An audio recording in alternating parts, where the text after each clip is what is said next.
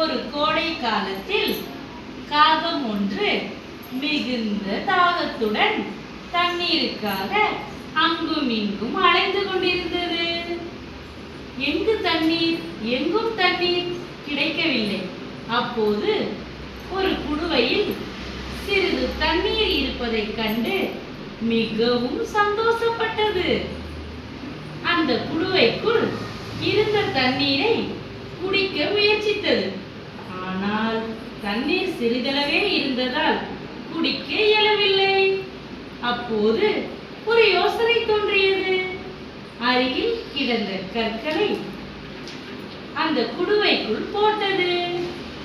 தண்ணீரும் மேலே வர ஆரம்பித்தது. மேலே வந்த தண்ணீரை காகம் குடித்து தாகத்தை போக்கியது.